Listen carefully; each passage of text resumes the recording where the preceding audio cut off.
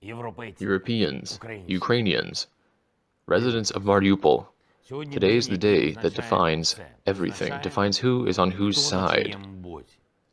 Russian bombs have fallen on a hospital and maternity hospital in Mariupol, a children's hospital, a maternity hospital that was working. Buildings have been destroyed. As of now, there are 17 wounded. The disassembly of the debris is still ongoing. People have hid from the air threat in time. From 500-kilogram bombs that were dropped by the invaders on Ukrainian cities.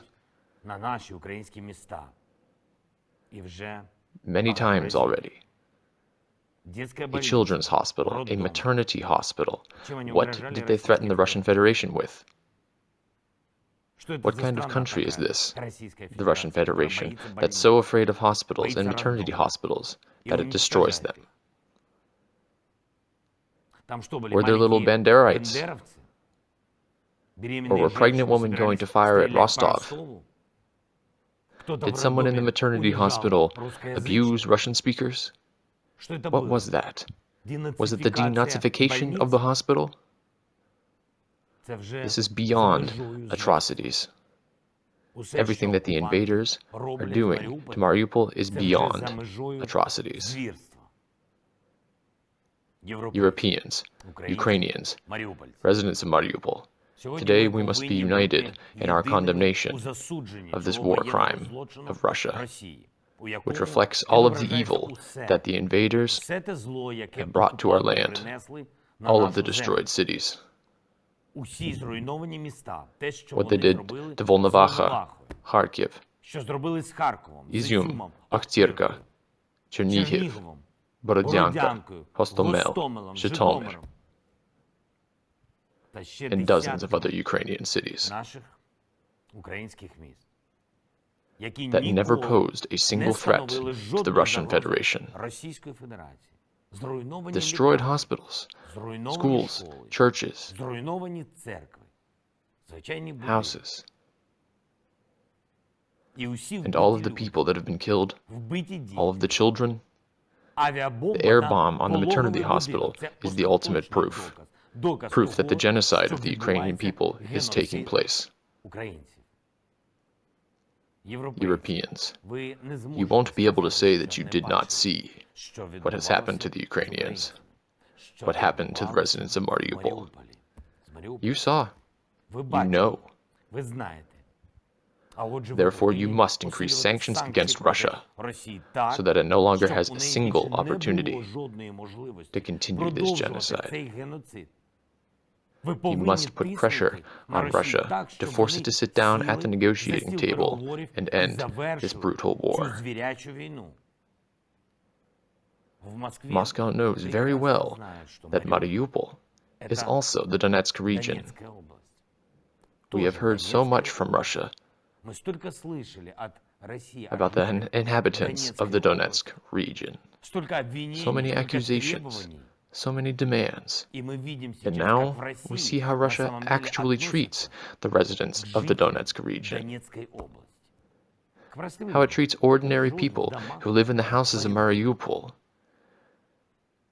who work at the businesses of the city of Mariupol, how they're treated in hospitals of Mariupol, and how they give birth to children. Imagine, people like you give birth to children in the maternity hospitals of Mariupol. We have not done and never would have done anything similar to this war crime to any of the cities of the Donetsk, Luhansk, or any other region. To any of the cities on this earth, because we are people. What about you? I spoke today with European Council President Charles Michel and European Commission President Ursula von der Leyen. We also worked and spoke with Speaker of the United States House and Representatives Nancy Pelosi, with Prime Minister of the United Kingdom Boris Johnson. Thank you for your support, Boris. Our partners are fully informed about what is happening in our city of Mariupol.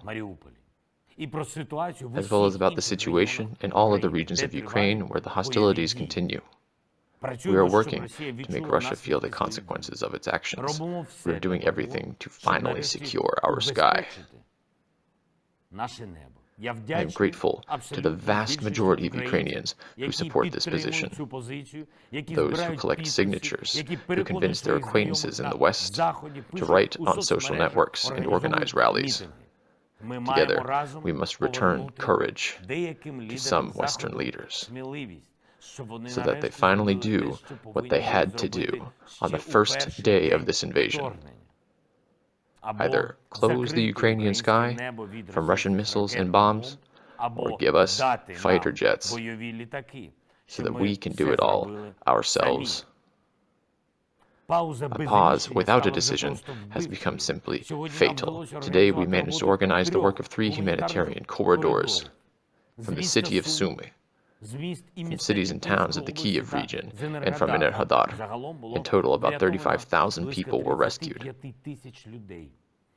We will continue our work tomorrow. We are preparing 6 corridors. We pray that people will be taken out of Mariupol, Izium, Volnovakha, etc., taken to safe cities of our free Ukraine. And I am sure that every Ukrainian who helps these people will do everything possible to make them feel our care until they can return home. And finally, every year on March 9th, the winners of the Shevchenko Prize are announced. Our national award for the most significant contribution to the preservation and development of the Ukrainian spirit and national culture. I believe that our traditions must be observed during martial law and the fierce battles for our freedom.